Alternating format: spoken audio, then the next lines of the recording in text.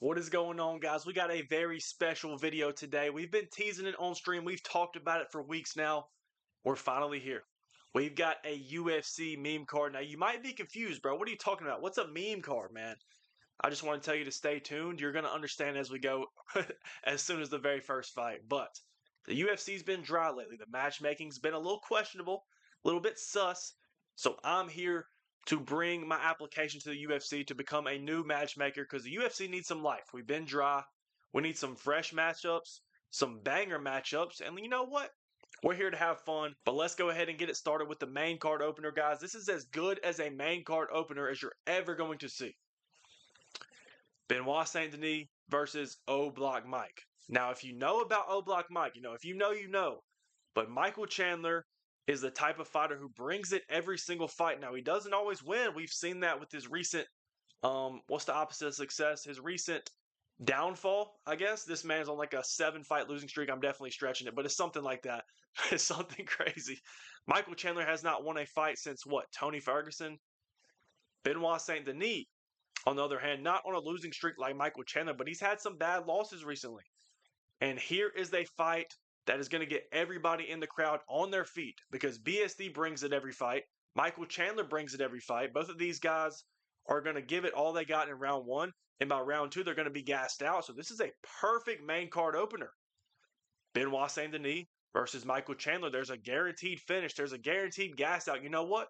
You could even make this into a co-main event, make it a 5-round fight. There's no chance it goes 5 rounds, but just for fun. But Benoit Saint Denis versus Michael Chandler. You know what? Let's put both of these guys on roids, bro. Juice both of these guys before the fight. Make it even more entertaining. Both of these guys with staph infection. It doesn't matter, bro. I just want to see these guys pedal to the metal for a good 2.5 minutes before somebody is out there getting KO'd, getting submitted. Something's going to happen. The line on this fight, like a prop bet, would probably be over under 1 round. And you know what? This would be the best 5 minutes of our life. It'd be like Charles Oliveira versus Justin Gaethje, maybe even a little bit more chaotic than that. Let's book this fight, bro. This fight actually makes all the sense in the world. BSD finally back in the win column. He needs to fight, a step up in competition from his last fight at least. Michael Chandler needs to take a step down in competition. He's been fighting straight killers. He also needs to get back in the win column. BSD versus O Block Mike. You know Michael Chandler got to come out listening to that King Von. If he does that, I think he wins the fight. If not, I think BSD is going to put that pace on him. Imagine somebody putting a pace like this on Michael Chandler. We have not seen it. We have not seen somebody take it to Michael Chandler just like Michael Chandler takes it to other guys. But either way, even though we're having a lot of fun, this will be a funny matchup. This would be a banger fight, bro. This has got fight of the night written all over it just because it's going to be the hardest 5 minutes, if it even goes 5 minutes. But if it goes 5 minutes, bro, the first round is going to be the craziest round you've ever seen in UFC history. Both of these guys are going to be throwing haymakers, shooting takedowns, scrambling back up to their feet. Somebody's getting choked out. Somebody's going unconscious, bro. And I could definitely see this being a bloodbath in the first 2 minutes, bro. I'm telling you. But this is a perfect fight to get the fans excited. This is worth the $80 pay-per-view all by itself right here. But if you're watching this event live, this is going to get everybody on their feet the whole entire 30 seconds of the fight. But let's keep it rolling.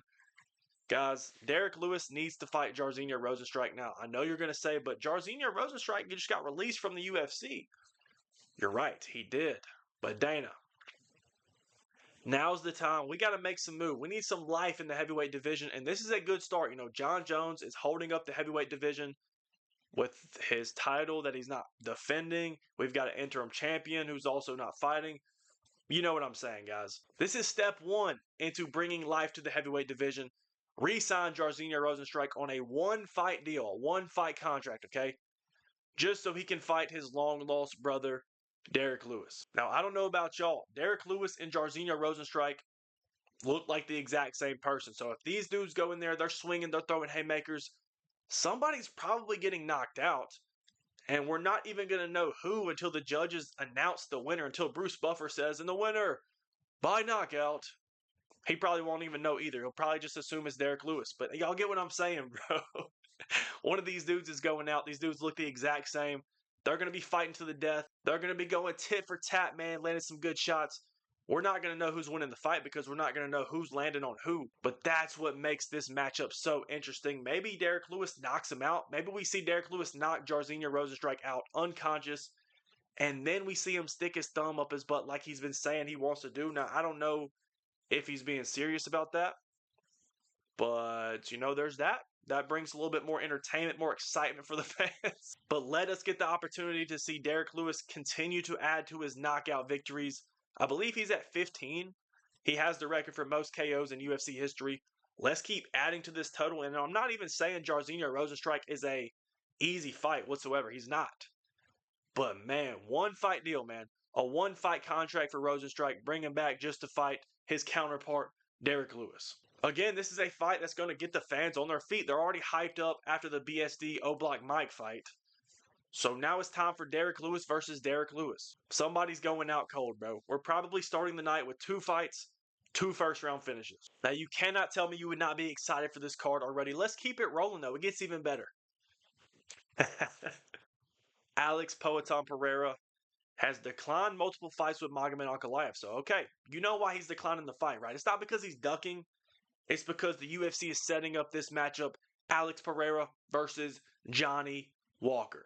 Now, I don't know about y'all. You might be thinking, this fight makes no sense. This is why it's a meme card, bro. Alex Pereira is going to find the chin of Johnny Walker and knock him out in the most cartoonish, the most Looney Tunes way possible. Oh my gosh, bro. It's going to be great. And I'm not even saying that because I have anything against Johnny Walker. I like Johnny Walker. This is an entertainment business. It's become an entertainment business over the years. Yes, it's sport, but at the same time, it's entertainment. A insane Johnny Walker knockout by Poatan. Imagine Poatan landing a clean left hook on Johnny Walker, bro. You cannot tell me you would not be entertained. Even if you're a Johnny Walker hardcore fan, bro, Poatan's going to land that left hook. It's going to send Johnny Walker probably flying over the cage. Johnny Walker's chin's going to get sent into the stands, bro. Somebody's going to have to catch his teeth, but you know what I'm saying, bro. This fight doesn't make sense. But at the same time, if you're a fan of Poatan, if you're a fan of the UFC, you would not be mad at this matchup. I'm sorry, Johnny Walker. I'm sorry. This is a sacrifice that needs to be made right now. Like I'm saying, the UFC has been getting dry. We're trying to bring some life to the UFC, to the organization, bro. We need some more highlight reel KOs. We need some more insane moments like UFC 300. We need some stuff to post on the gram, to post on ESPN. We need more viewers. We need more fans to push Dana White, push back against Dana White on these terrible matchups. We need some good matchups like Alex Poatan Pereira versus Johnny Walker. But yeah, this one's kind of mean. I'm sorry. This is more of an offering, a sacrifice of Johnny Walker. So, you know what? We're now 3 fights down, 3 first-round finishes. Let's get into the co-main event. This one is definitely going the distance. And here's why. Because you have the movable object versus the stoppable force. Shawn Strickland versus Balam Muhammad. These two have been beefing. These two do not like each other. The trash talk, the build-up, this could probably be the people's main event. Strickland versus Balam at a press conference would be insane. Strickland would definitely throw a couple racial slurs. Balam Muhammad would probably do the same. Strickland's going to be talking about fighting to the death, bro. And he's going to jab and teep his way probably to a 48-47 decision. But Shawn Strickland thinks he's O-Block Mike, guys. Shawn Strickland is not Michael Chandler. Michael Chandler is everything that Strickland wishes he was. Strickland does not put himself in the danger. He does not put himself in the fire. He's not throwing haymakers.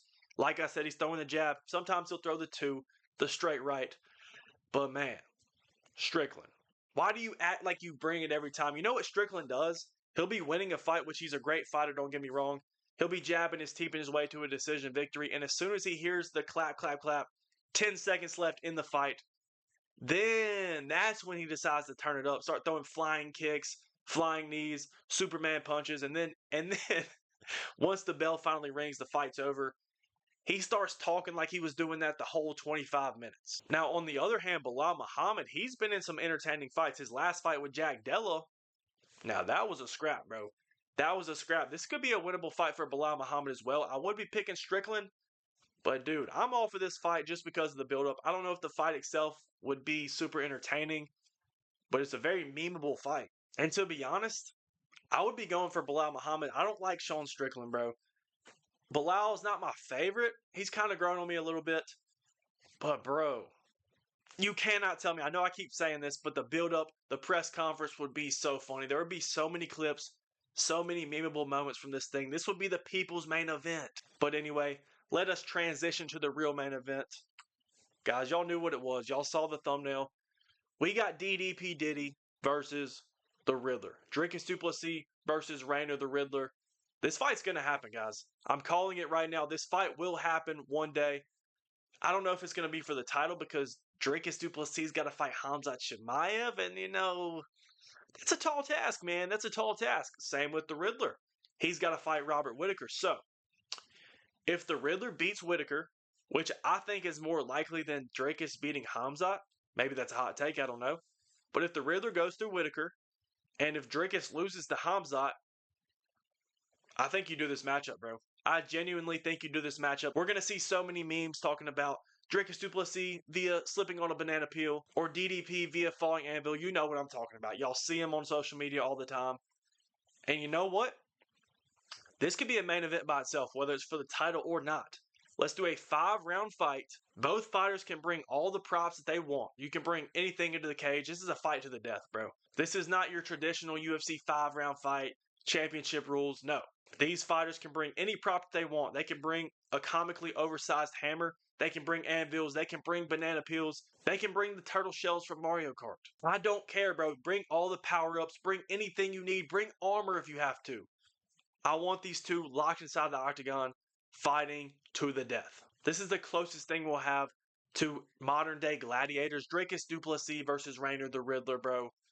Please book this fight. There's no reason we should not see this fight at some point in their careers. Both of them are fairly young. Both of them are very similar. Both of them are very goofy. Guys, we need this fight, bro. I honestly do not know who would win, but I know whoever wins, it would be in the goofiest fashion possible. But I think this would be a fight that, casual fans would not know about. But I think the memes could become so massive that you could get a casual excited. I think the trash talk would be elite as well. We know Drake Duplessis is elite on the mic. RDR, maybe not so much, but he can develop into that role. He's got time, but the co-main event is going to be there to carry it if need be. And the highlights from this card are going to be insane. But that's going to be it for me, guys. I hope you enjoyed today's video, the UFC meme card. And honestly, I know we're having fun. I know these are silly matchups, but dude, I personally would be super hyped for this fight card. But let me know your predictions for these fights down below. Let me know some fights, that should be added to the meme card. And let me know what types of videos y'all want to see next. And be sure to hit the bell as well. Turn the post notifications on. We're streaming tonight, 8:30 Eastern. But I appreciate y'all for tuning in, and we out.